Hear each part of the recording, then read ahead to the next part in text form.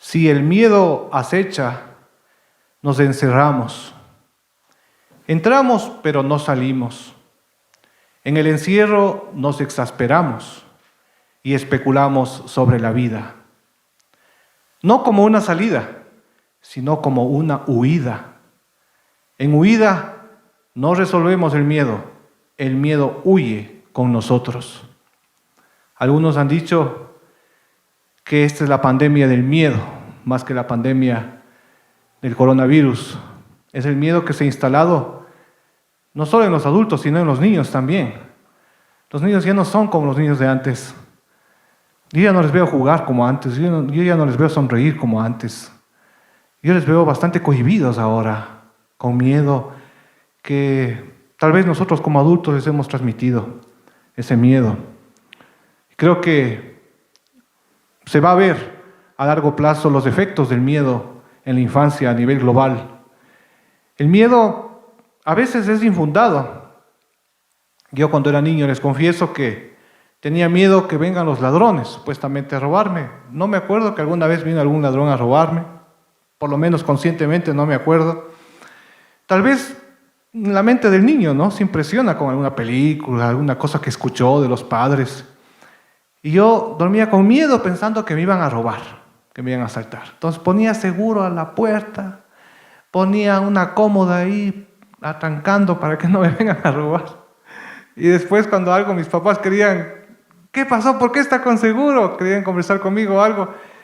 ¿Por qué? No, déjenme entrar. Y yo ahí me demoraba pues hasta quitar la cómoda, quitar las sillas, quitar los seguros. Miedo a los ladrones.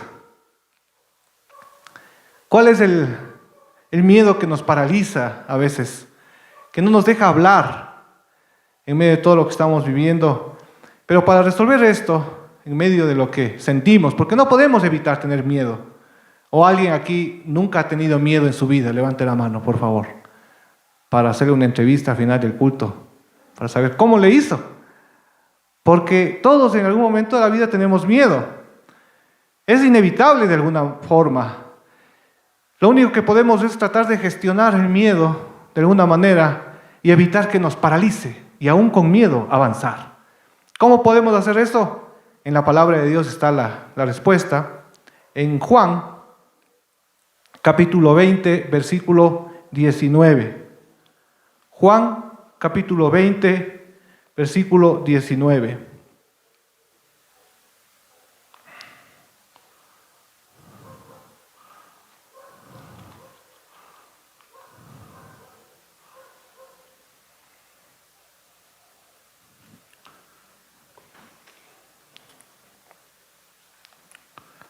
Juan 20, 19. Es muy importante la palabra del Señor que todos tengamos. Dice la palabra: la noche de ese mismo día, el primero de la semana, los discípulos estaban reunidos a puerta cerrada, miren, en un lugar por miedo a los judíos. En eso llegó Jesús y se puso en medio y les dijo: la paz sea con ustedes. Mientras les decía esto, les mostró sus manos y su costado. Y los discípulos se regocijaron al ver al Señor. Entonces Jesús les dijo una vez más: la paz sea con ustedes. Así como el Padre me envió, así también yo les envío a ustedes. Y habiendo dicho esto, sopló y les dijo: reciban el Espíritu Santo. Para entender un poquito el contexto, nos ayudan otros evangelios, porque El relato de la resurrección de Jesús está diseminado con varios enfoques en varios evangelios, como ustedes saben. Vamos a ir un poquito antes, sin perder de vista Juan 20. Vamos a retroceder un poquito en la Biblia y vamos a Marcos 16.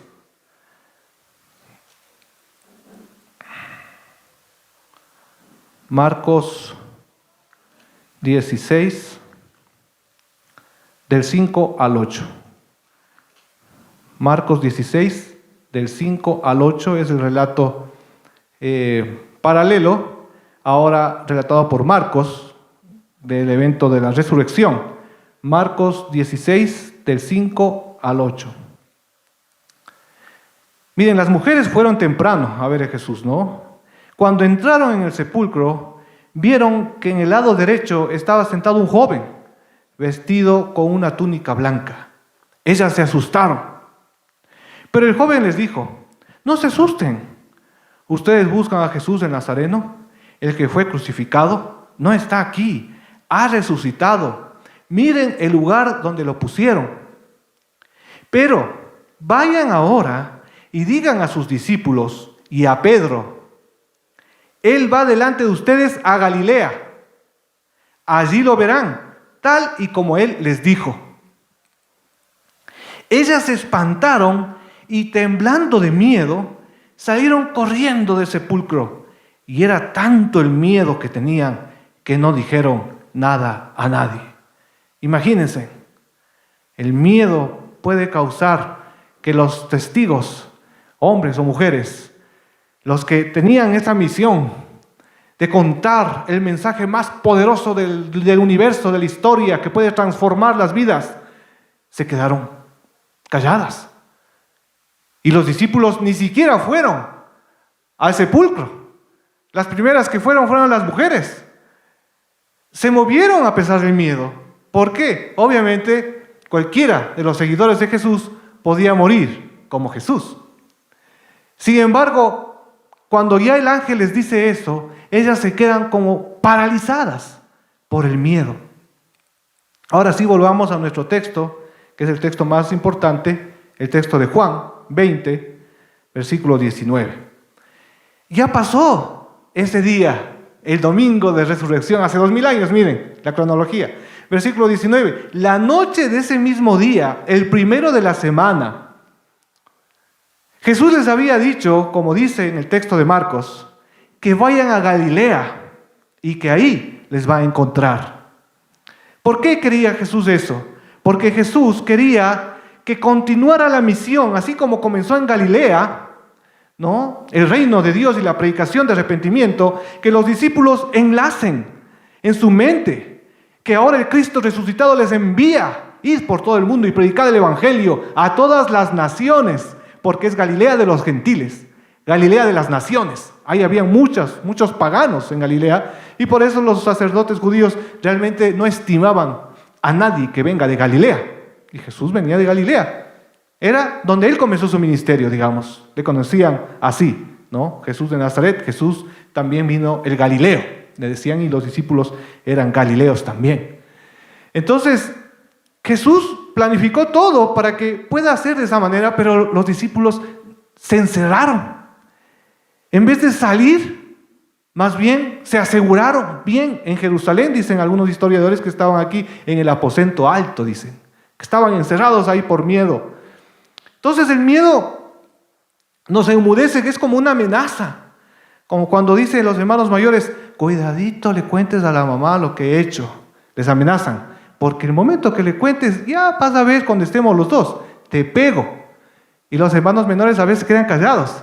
Pero cuando algún chiquito que es medio avispado vence el miedo y dice: ¿qué me importa? Yo le voy a decir a mis papás. Logra decir, ya el otro ya no tiene cómo amanecerle, porque venció, aunque me pegue mi hermano, pero yo le voy a contar lo que hizo mis papás. Pero es difícil vencer eso, ¿no? Entonces, ¿cuál es el terrorista más poderoso? El miedo a la muerte. Ese es el terrorista más poderoso. Los discípulos abandonaban su misión de ser testigos de Jesús por miedo. Sin embargo, el Señor se presenta, y la idea principal de este mensaje quisiera que la noten si es que pueden. El Cristo resucitado vence nuestro miedo, dándonos su paz para enviarnos con su Espíritu Santo. Nuevamente. El Cristo resucitado vence nuestro miedo, dándonos su paz para enviarnos con su Espíritu Santo. Amén. Esa es la idea principal de este mensaje. ¿Qué significa ese término paz ahí? Esta no es solamente ausencia de conflicto. El término que está usando aquí en el original es como un saludo que hasta ahora en estos pueblos de Palestina, de Israel, en los árabes también, tienen esta forma de saludarse. Ellos no dicen, hola, ¿cómo estás?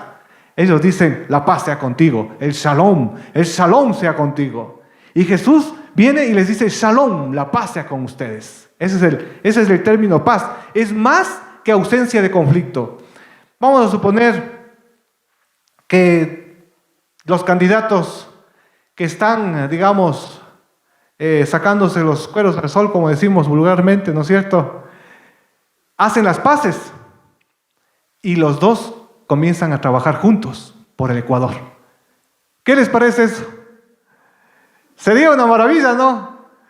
Y en plena época de elecciones, o después de las elecciones, inmediatamente después de las elecciones, dejan atrás su individualismo, esos rencores, todo lo que se insultaron, borrón y cuenta nueva, y dicen, nos perdonamos el uno al otro y ahora juntos vamos a poner el hombro para sacar adelante este país. Eso es un milagro, ese es el shalom. El shalom produce eso, no es cualquier paz, es la paz que solo Jesús puede dar. Es un bienestar integral, estar en paz con Dios, estar en paz con el prójimo, estar en paz con el mundo. Ese es el shalom. Y en Colosenses 1, 19 al 20, sin perder de vista nuestro texto de Juan, vamos a buscar Colosenses 1 del 19 al 20. Miren. Porque al Padre le agradó que en él habitara toda plenitud. Esto es shalom, es plenitud. Y por medio de él reconciliar consigo todas las cosas, tanto las que están en la tierra como las que están en los cielos. Miren, haciendo la paz, haciendo el shalom, mediante la sangre de su cruz. Amén. Eso es algo que solo Jesucristo puede hacer. ¿Y cómo estarían ellos, no? De peleados. No sé, me imagino ahí tal vez Pedro reclamando y culpándose a sí mismo. Si no le hubiéramos abandonado a Jesús, entonces tal vez no habría pasado eso. Y yo, ¿cómo pude haberle abandonado? Le dejamos solo y le apresaron, tal vez no habría muerto. Y los otros también recriminándose, amargados, peleados. Por eso Jesús se pone en la mitad. Como cuando alguien se pone en la mitad, ¿no? Para separarles. Cuando hay una pelea, la persona que quiere reconciliación o quiere paz se pone como pacificador en la mitad. A veces eso puede causar problemas. Me recuerdo alguna vez que había una pelea por ahí y yo me metí ahí para separarles y recibí un buen golpe en la cabeza. Uno de los que iba, no para mí, sino para el contrincante, me cayó en la cabeza y me dejó medio soñado. Tiene su precio la paz, buscar la paz. Jesús se pone en medio, como que les separa y les dice, hey, la paz sea con ustedes. El shalom, y 2 veces, vean, les repite. ¿Por qué Jesús puede traer paz? Porque es el príncipe de paz, amén. Y uno de los títulos de Cristo es el príncipe de paz. Él es el príncipe del shalom. Pero dice más el texto. Dice también, para enviarlos con su Espíritu Santo. Vamos a leer en Hechos, quisiera que me acompañen. Hechos, capítulo 2, versículo 22. Hechos 2, 22. Varones israelitas, escuchen mis palabras. Jesús Nazareno, que fue el varón que Dios aprobó entre ustedes por las maravillas y prodigios y señales que hizo por medio de él, como ustedes mismos lo saben, fue entregado conforme al plan determinado y el conocimiento anticipado de Dios. Y ustedes lo aprendieron. Vean, está acusando a los judíos. Esto es público. Esto no está encerrado, Pedro. Esto es público, es un discurso público. Y les dice, ustedes, y les mira a la cara, a los ojos, ustedes lo aprendieron y lo mataron por medio de hombres inicuos, crucificándolo. Pero Dios lo levantó, liberándolo de los lazos de la muerte, porque era imposible que la muerte lo venciera. ¿Quién está hablando? Parece otra persona. No es el Pedro asustado, no es el Pedro encerrado, no es el Pedro con miedo, no es el Pedro paralizado. ¿Cuál es la diferencia? La llenura del Espíritu Santo. Jesús ya había soplado sobre él y sobre los demás el Espíritu Santo. Además, aquí tuvieron otro momento importante de llenura, que fue el Pentecostés. Porque la llenura del Espíritu Santo, mis hermanos queridos, no es de una sola vez. Es algo que constantemente dice: sed llenos del Espíritu Santo, dice la palabra. Es decir, es en presente continuo en el original. Es decir, continuamente estés llenando, llénense constantemente. Es como algo que se va acabando, que se va agotando, y con la comunión con Dios, con la oración, con la palabra, con la alabanza, se va llenando, con la santidad, con el clamor, se va llenando, porque se va bajando el nivel, el tanque. Se va bajando por el mundo, se va bajando por el pecado, se va bajando por nuestra carnalidad, por tantas cosas se va bajando. Y a veces el Espíritu Santo termina triste en un rincón, porque a veces es difícil escuchar la voz de Él. Digo, a veces, y yo me incluyo, a veces es difícil darnos cuenta que es el Cristo crucificado el que está ahí, el Cristo resucitado el que está ahí impartiéndonos el Espíritu Santo. La diferencia, mis hermanos, la hace la llenura del Espíritu Santo. Amén. Y por eso, mis hermanos, la única forma como nosotros podemos ser testigos fieles de Jesucristo, podemos movilizarnos, salir y cumplir la gran comisión que dice: toda potestad me ha sido dada, dice el Señor, en el cielo y en la tierra. Por tanto, vean, como ya tiene toda potestad, entonces Jesús les envía. Por tanto, vayan y hagan discípulos, bautizándoles en el nombre del Padre, del Hijo y del Espíritu Santo, y enseñándoles todas las cosas, y yo estaré con ustedes. ¿Hasta cuándo? Hasta el fin del mundo, dice el Señor. El Señor está con nosotros, está contigo. Su Espíritu está con nosotros. Él ya ha soplado el Espíritu Santo sobre nosotros, pero necesitamos una renovación del Espíritu Santo en nuestra vida. Amén.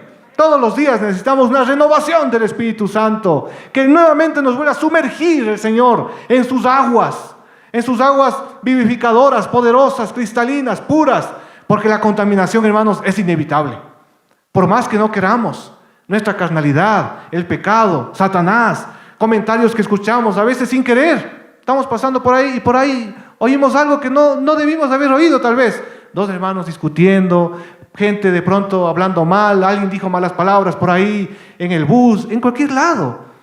Nos comenzamos a contaminar nuestra mente, nuestro corazón y nuestro espíritu, pero el Espíritu Santo es el que nos va a llenar con su poder y con su presencia.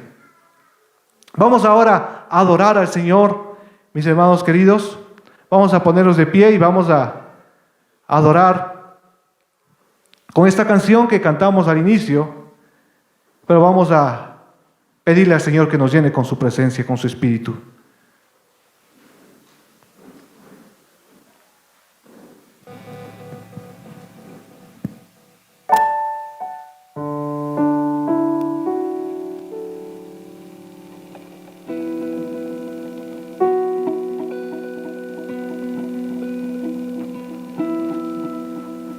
Gracias, Señor.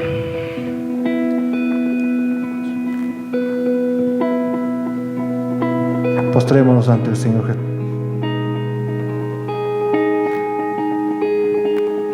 El Cristo resucitado que está aquí presente. Extendamos nuestras manos y adoremosle a Él.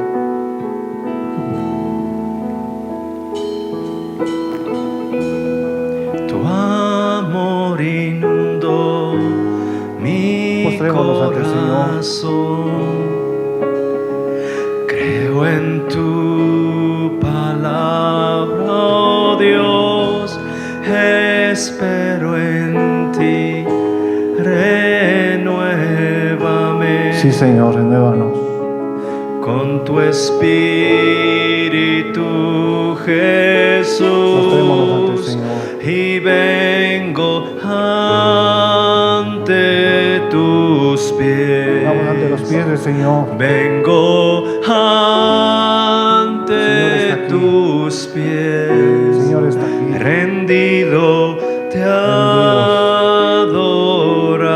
adoraremos, Señor Jesús, bendito seas. Tu presencia en mí, Señor. guía mi andar. Danos tu paz, Señor, danos tu paz. Tu palabra es la verdad, restauración y redención. Sí, Señor. Encontré Gracias, en ti, Señor, y vengo ante tus pies. Venimos ante tus pies, Señor. Vengo Postrémonos ante el Señor. ante tus Extienda pies. sus manos Rendido te y pídele al Señor el Espíritu Santo de Dios. Fuego del Señor. El Señor está aquí. Todo lo diste, Señor. tú por mí. Gracias, Señor. Tu vida Gracias, entregaste al morir. Gracias, Cuán Señor. grande amor Gracias, Señor. Él derramó. Adoremosle al Señor Jesucristo. Nuestro Dios. Él es bueno, Él es fiel. Sobre la muerte. Gracias, Señor. Él venció. Sobre la muerte Él venció. Digno de honor y adoración. Gracias, Señor. Siervo y Siervo y rey, el Salvador, es nuestro Dios. Tú eres nuestro Dios, Señor. Gracias. Espíritu Santo de Dios, glorifícate, exáltate. Haz lo que tengas que hacer en medio de nosotros, Espíritu Santo de Dios, con toda libertad. Sana, Espíritu Santo de Dios. Ponga su mano donde usted siente dolencia en este momento y pídale al Cristo resucitado que le sane. Dígale, Señor, sáname. Ponga su mano con fe.